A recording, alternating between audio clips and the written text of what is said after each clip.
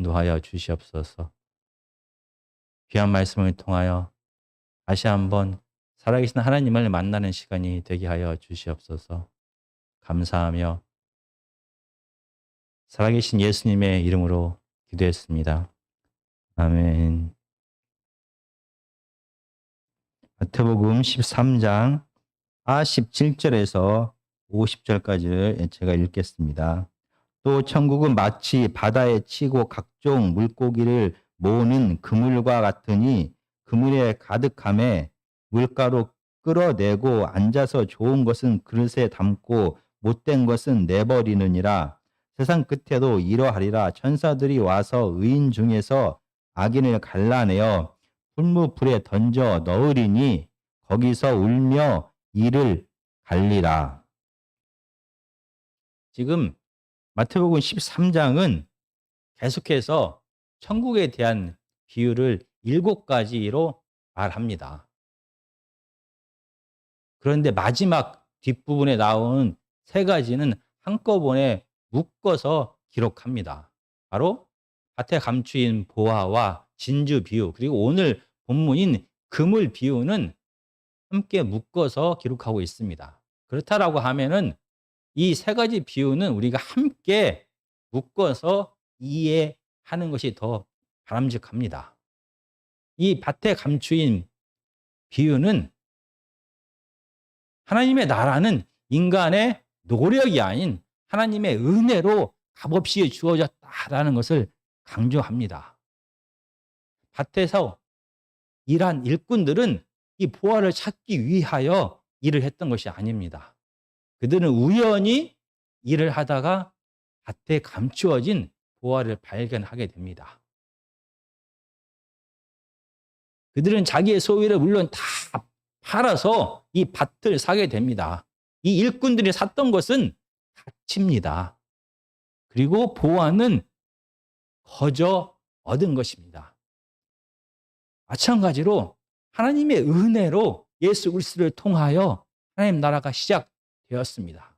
예수님의 제자들이 비록 자기가 지금까지 의지하고 믿고 따랐던 세상 모든 것을 다 버려두고 이 하나님 나라에 참여했지만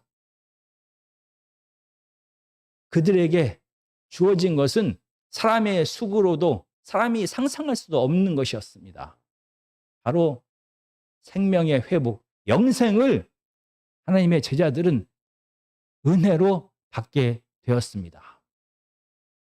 이 2번째 진주의 비유는 하나님의 은혜로 하나님 나라에 참여하게 된 자, 그 자들이 이 땅에서 어떻게 살아가야 될지를 말합니다.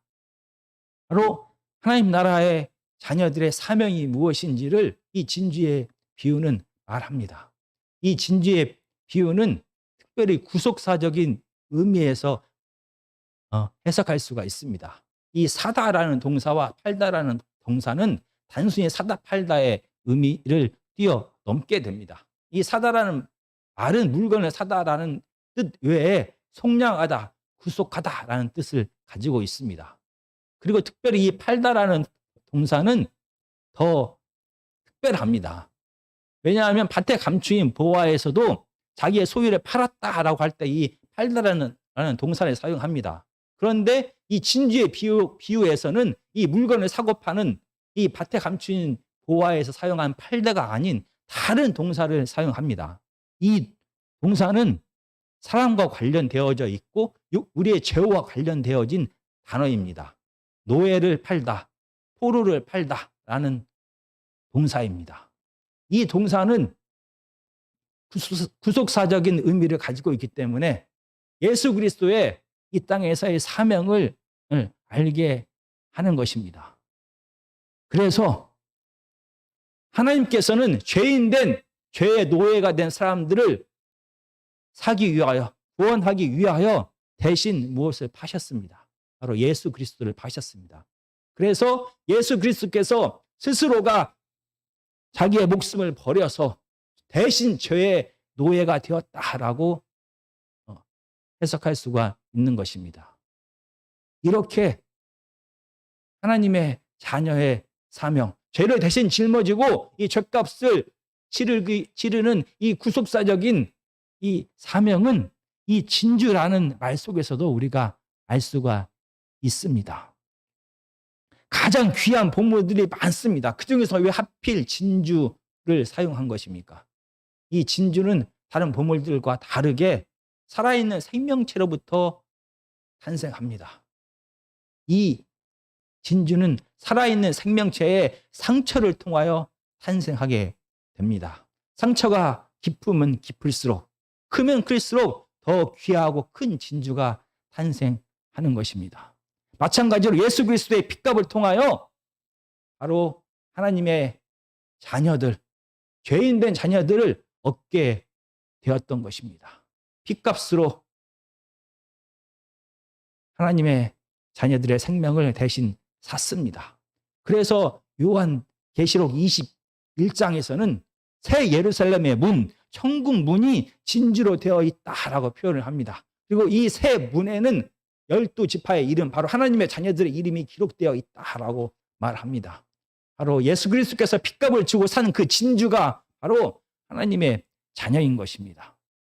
이렇게 진주의 비유는 한 생명을 얻기 위하여 예수 그리스도께서 자기의 생명을 버리신 일을 기록합니다. 그것이 바로 예수 그리스도의 사명임을 분명히 말합니다.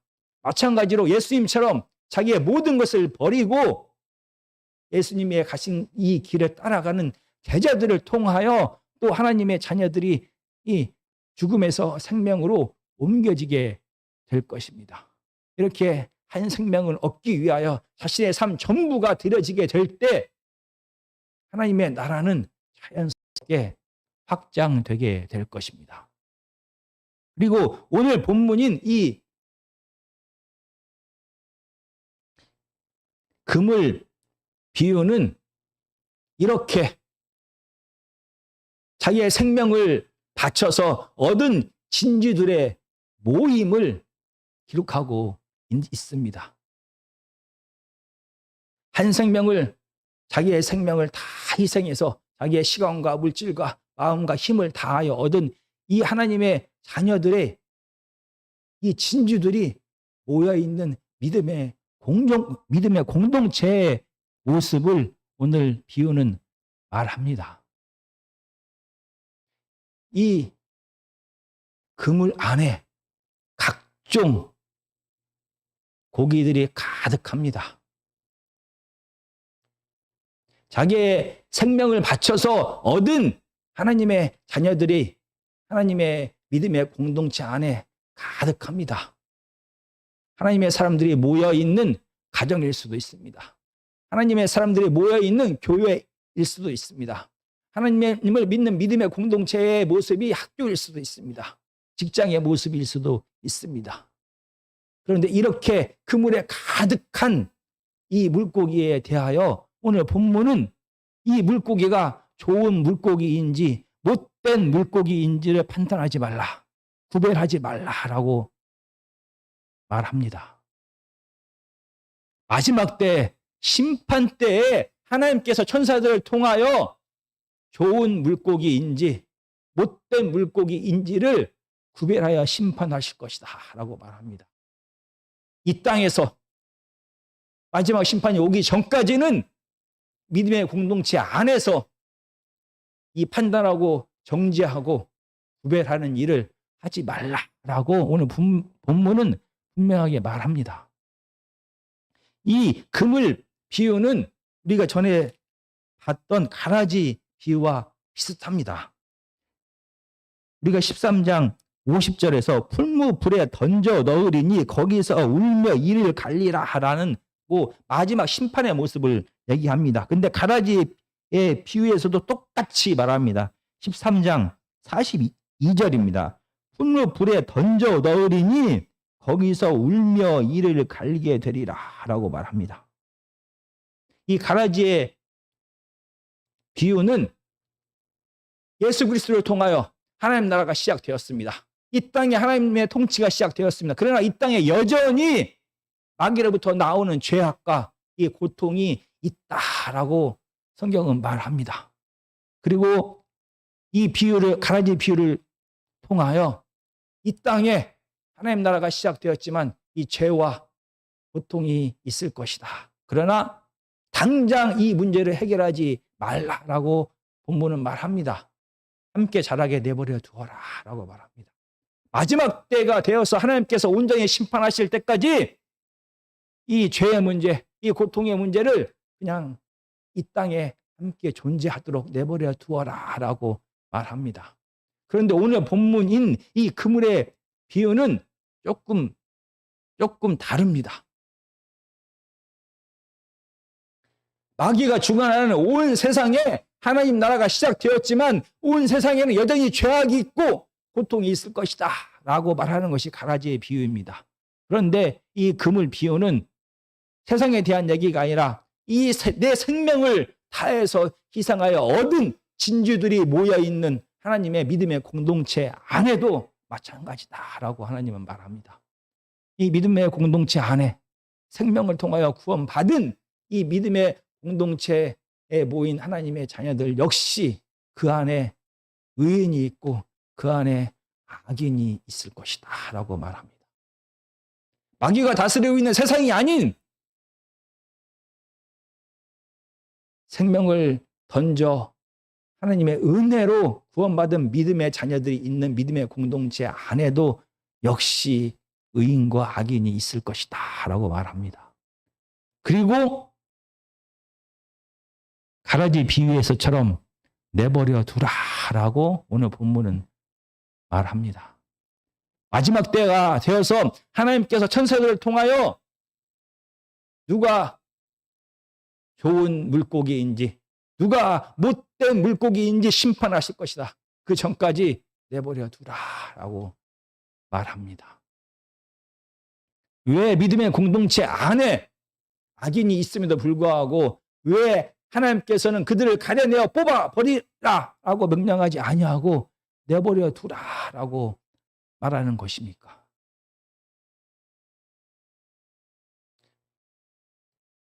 무엇이 좋은 물고기이고 무엇이 못된 물고기가 되는 것입니까? 오늘 본문에서 이 못된 물고기는 마지막 날에 천사를 통하여 심판하신다라고 말합니다. 이 못된이란 말은 쓸모가 없다라는 그런 뜻입니다. 쓸모없는, 그리고 부패한, 거룩하지 못한이라는 뜻이 있습니다. 그리고 늙은이라는 뜻도 가지고 있습니다. 바로 그 믿음의 공동체 안에 전혀 유익이 안 되고 쓸모가 없는 것. 믿음의 공동체 속에 있지만 그는 부패하여 거룩하지 못한 사람. 아무런 쓸모가 없는 것들을 가려낸다라고 성경은 말합니다. 당시의 갈릴리 바다에 20가지 종류의 물고기가 있었습니다. 이 20가지 종류의 물고기 대부분은 다 사람이 먹을 수 있는 좋은 물고기였습니다. 그런데 두 종류는 당시 유대인들은 먹지 않았습니다. 바로 메기와 뱀장어입니다. 메기와 뱀장어는 당시에 하나님의 백성들은 레위기 11장을 통하여 거룩하지 않다라는 것을 말씀을 들었습니다. 물고기 중에서 지느러미가 있고 비늘이 있는 것만 먹어라. 지느러미하고 비늘이 있는 것만 거룩하다, 부정하지 않다. 그러니까 먹을 수가 있고 나머지 물고기는 먹지 말라라고 레위기 11장은 말합니다. 그래서 당시에 예수님 당시에도 많은 이 갈릴리 바다에서 잡히는 모든 물고기는 다 먹었는데 그중에서 흔하게 잡히는 뱀장어와 메기는 먹지 않았습니다. 왜냐하면 부정했기 때문에 정결하지 못한 물고기라서 먹지 않았습니다. 왜냐하면 비늘이 없는 물고기는 정결하지 못하다라고 성경은 말했기 때문입니다. 아마 어부들뿐만이 아니라 당시에 살았던 모든 사람들은 이 갈릴리 바다에서 잡히는 물고기 중에서 무엇이 뱀장어이고 무엇이 메기인지를 분별했습니다. 쉽게 다 분별합니다. 그래서 그 물고기는 그물에 가득할지라도 수려냅니다. 다 뽑아낼 수가 있습니다. 그런데 사람은 다릅니다.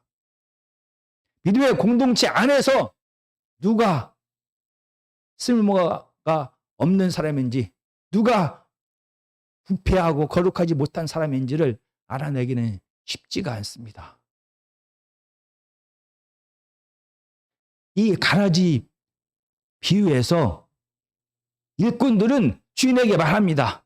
우리가 당장 저 가라지를 뽑아 내겠습니다. 그러자 하나님은 말립니다. 아니다.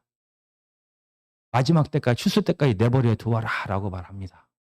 왜냐하면 이 일꾼들에게는, 이 사람들에게는 무엇이 밀이고 무엇이 가라지인지를 분별할 수 있는 능력이 없다. 분별할 수 있는 지혜가 없다라고 말합니다. 마찬가지입니다. 사람들에게는 무엇이 진짜이고 무엇이 가짜인지를 분별할 지혜와 능력이 없습니다. 왜냐하면 죄성을 가진 사람들은 판단할 때 자기의 경험과 자기의 지혜와 자기의 지식 안에서만 판단을 하게 됩니다. 그래서 공동체의 유익이 안 되는 것, 하나님의 말씀을 지키지 아니하여서 부정한 것, 부패한 것을 가려내라고 할 때 자기의 기준으로 판단합니다. 자기의 경험으로 판단합니다. 자기 자신이 기준이 되어서 판단하게 됩니다. 그래서 자기 기준에, 자기 생각에, 자기 감정에, 자기 경험에 비추어서 이 사람은 우리 공동체에 유익이 되는 사람입니다. 이 사람은 우리 공동체에 이익이 안 되는 사람입니다. 이 사람은 하나님의 말씀을 지키지 않는 부패한 사람입니다. 이 사람은 하나님의 말씀을 잘 지키는 거룩한 사람입니다. 자기의 기준에 따라서 판단할 때가 더 많다는 것입니다. 그래서 죄성을 가진 사람이 판단하게 되면은 안전하게 옳고 그름을, 선악을 판단할 수가 없기 때문에 그냥 내버려 두라라고 말합니다. 아무리 믿음이 좋다라고 하는 사람도, 아무리 은혜를 받았다라고 하는 사람도, 아무리 지혜 있다라고 하는 사람도 이 자신의 기준에서, 이 자신이 기준되어서 판단하는 것에서 벗어나기가 정말 힘듭니다. 마태복음 13장에 씨 뿌린 자의 비유에서도 이 마음의 상태는 영원한 것이 아니다라고 말합니다. 예수님을 위하여 모든 것을 다 포기했던 제자들 역시 그들의 마음 깊은 곳에는 그들이 주인 되어서 명예와 재물과 쾌락을 쫓아가고 싶은 마음이 가득합니다. 그들의 마음속에도 역시 그들이 하나님처럼 그 자신이 기준이 되어서 모든 것을 통제하고 싶은 이 욕망이 뿌리 깊이 박혀 있습니다. 자기 자신이 기준이 되고 싶은 사람, 자기 중심성이 뿌리 깊이 박혀 있다는 것을 우리는 특별한 사건을 통하여 다시 한번 살펴보겠습니다. 사도행전 10장 10절에서 16절까지입니다. 사도행전 10장 9절에서 16절까지를 제가 읽겠습니다. 이튿날 그들이 길을 가다가 그 성에 가까이 갔을 그때 베드로가 기도하려고 지붕에 올라가니 그 시각은 제6시더라. 그가 시장하여 먹고자 하여 사람들이 준비할 때 황홀한 중에 하늘이 열리며 한 그릇이 내려오는 것을 보니 큰 보자기 같고 내 귀를 메어 땅에 들이웠더라. 그 안에는 땅에 있는 각종 네 발 가진 짐승과 기는 것과 공중에 나는 것들이 있더라. 또 소리가 있으되 베드로야 일어나 잡아 먹으라 하거늘 베드로가 이르되 주여 그럴 수 없나이다. 속되고 깨끗하지 아니한 것을 내가 결코 먹지 아니하였나이다 한데 또 두 번째 소리가 있으되 하나님께서 깨끗하게 하신 것을 내가 속되다 하지 말라 하더라. 이런 일이 3번 있은 후 그 그릇이 곧 하늘로 올려져 가니라. 이 사도행전 10장의 사건은 베드로가 이방인 고넬료를 만나기 전에 하늘로부터 환상을 보게 됩니다. 구약에서 말하는 바로 그 불결한 부정한 짐승이 큰 바구니를 통하여 내려오게 됩니다. 하늘로부터 소리가 있습니다. 잡아먹으라. 베드로는 거절합니다. 이 부정하고 더러운 것은 내가 결코 먹을 수가 없나이다. 한 번이 아닙니다. 무려 이 환상이 3번이나 베드로에게 보여지게 되었습니다. 복음서는 계속해서 사복음서는 강조합니다.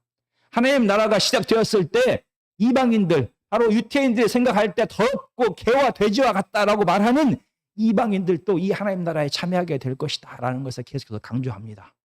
그리고 오늘 우리가 보고 있는 이 본문인 마태복음 역시 마찬가지입니다. 유태인들에게 쓰여졌지만 마태복음도 사이사이에 계속해서 하나님 나라가 시작되었고 이 하나님의 나라에 유태인들의 개와 돼지처럼 부정하게 여기는 이방인들도 참여하게 될 것이다 라는 것을 곳곳에서 강조했습니다.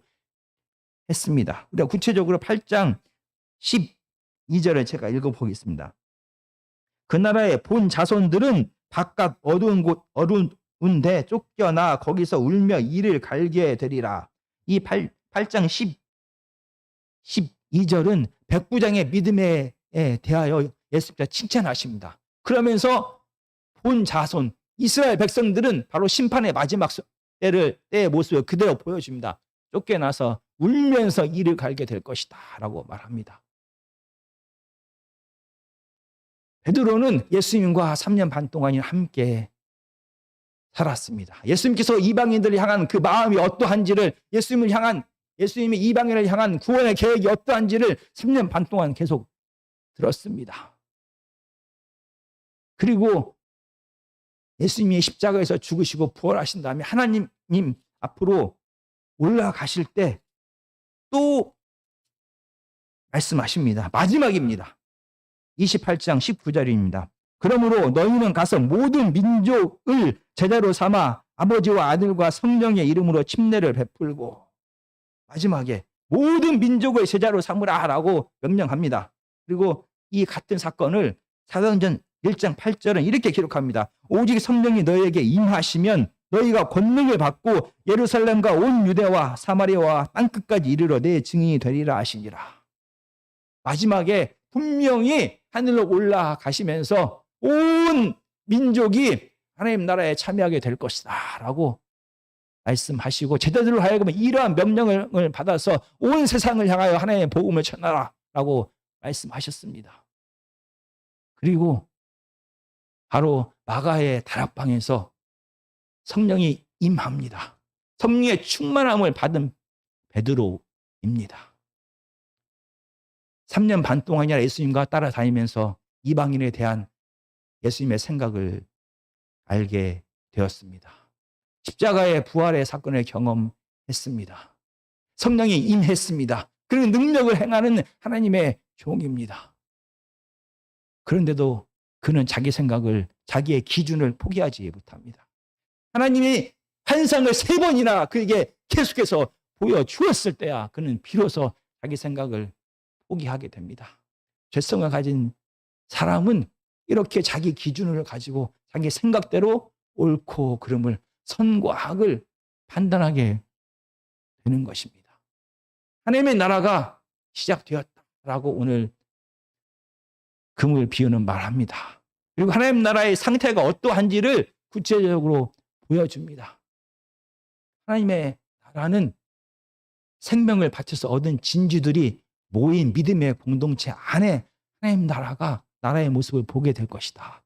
그런데 이 믿음의 공동체 안에도 죄인과 악인, 의인이 함께 살아가게 될 것이다 라고 오늘 본문은 분명하게 말합니다. 믿음의 공동체, 생명을 통하여 얻은 믿음의 자녀들이 함께 살아가는 공동체, 가정이 되었던, 교회가 되었던, 학교가 되었던, 사업장이 되었던 그 공동체는 완벽하지 않다라고, 완전하지 않다라고 오늘 본문은 분명히 말합니다. 교회의 모습이, 가정의 모습이, 학교의 모습이 안전하지 않다라는 것을 분명히 말합니다. 설령 하나님의 사람들이 모여있는 공동체에 들어가서 그 안에서 모여있는 사람들 때문에 많은 사람들은 상처를 받습니다. 그러나 성경은 분명히 말합니다. 구원받은 이 믿음의 공동체에 모인 사람들 역시 죄성을 가지고 있는, 그러나 은혜로 구원받은 죄인들이다라고 분명히 말합니다. 그래서 이 죄인들이 모여있는 하나님의 믿음의 공동체 역시 완전한 곳이 아니다라고 말합니다. 그래서 우리는 때로는 이 믿음의 공동체 안에서 기쁨과 위로를 받지만 때로는 많은 상처도 받게 됩니다. 오늘 본문은 말합니다.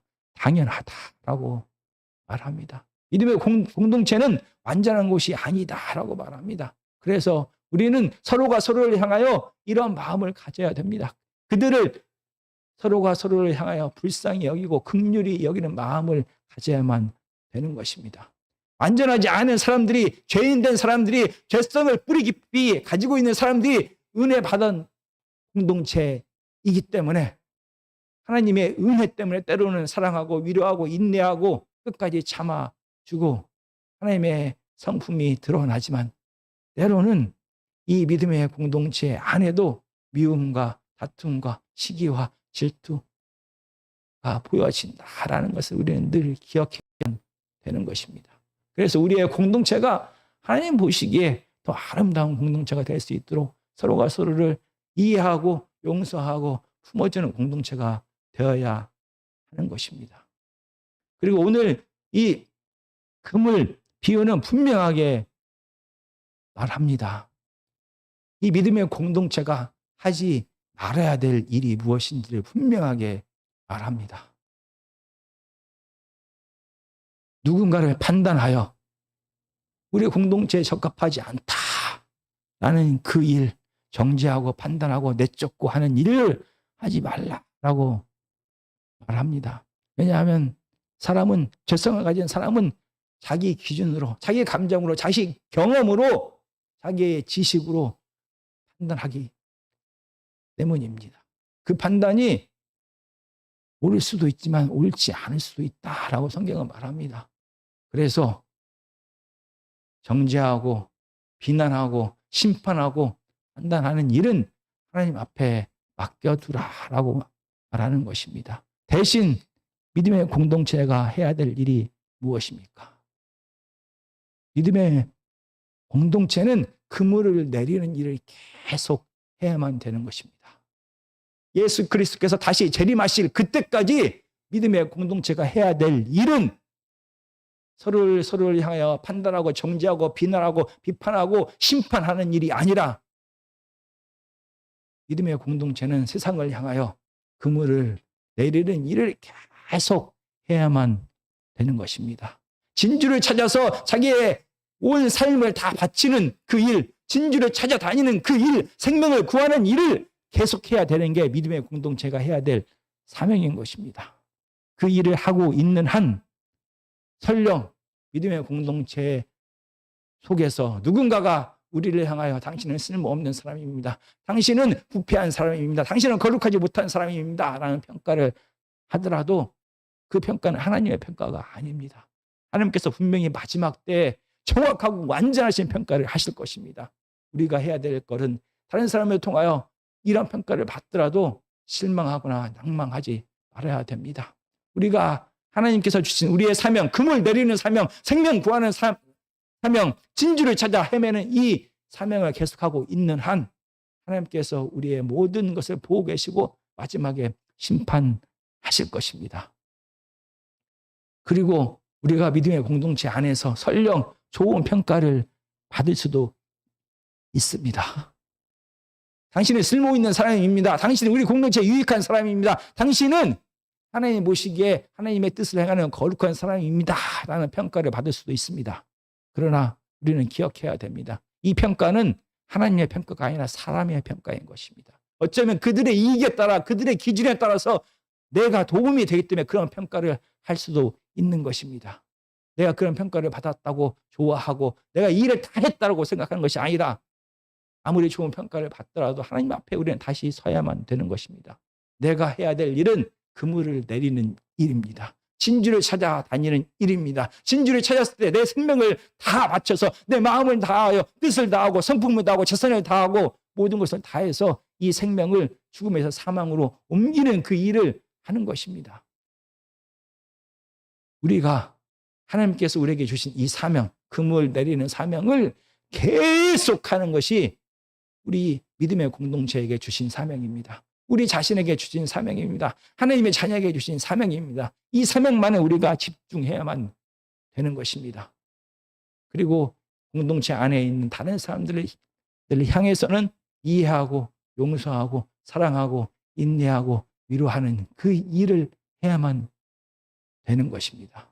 오늘 이 씨 뿌리는 자의 비유부터 해서 이 마태복음 13장은 천국에 대한 비유를 계속해서 말합니다. 천국은 분명히 하나님 예수 그리스도를 통하여 이 땅에 시작되었습니다. 그리고 마지막 때 예수님을 통하여 다시 완성될 것입니다. 이 사이를 우리는 살아갑니다. 이 사이를 살아가는 하나님의 자녀들은 하나님께 주신 사명, 금을 내리는 사명, 진주를 찾는 사명, 사람을 낚는 어부가 되는 사명, 이 사명만에 집중하면서 살아가도록 성경은 말합니다. 매일매일의 삶 속에서 사람이 아닌 하나님의 판단을 우리가 늘 기억하면서 이 사명에 집중하면서 매일매일 생명을 다해서 한 영혼을 얻는 일에 최선을 다하는 우리 저와 여러분이 되었으면 좋겠습니다.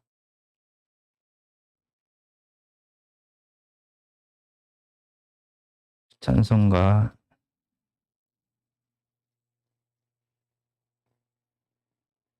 453